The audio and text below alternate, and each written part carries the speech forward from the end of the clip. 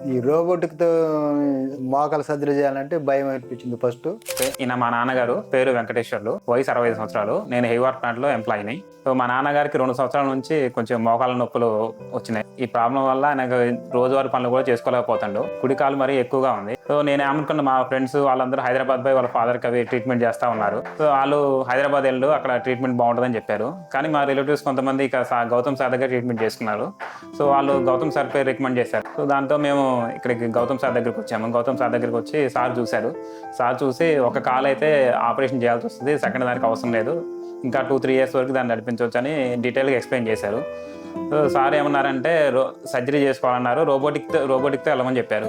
So మాకు first భయం వేసింది, రోబోటిక్ అంటే ఎలా ఉంటుంది, దాని కాస్ట్ ఏంది, ఏదైనా ప్రాబ్లం అయితేమో మేము డౌట్ ఎక్స్ప్రెస్ చేసాం సార్ దగ్గర.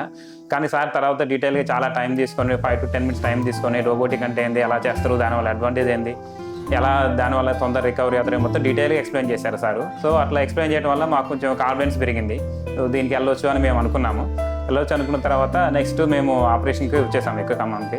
ఈ ఆర్బీ హాస్పిటల్ గురించి చెప్పాలంటే యాక్చువల్లీ హైదరాబాద్ లెవెల్లో కార్పొరేట్ హాస్పిటల్ స్టైల్లో ఉంది. చాలా నీట్గా ఉంది, ఎన్విరాన్మెంట్ కూడా చాలా బాగుంది, నీట్నెస్ మెయింటెనెన్స్ చాలా బాగుంది ఇక్కడ హాస్పిటల్. సో ఎవరైనా రావాలంటే నేను ఈ హాస్పిటల్ రికమెండ్ చేస్తాను.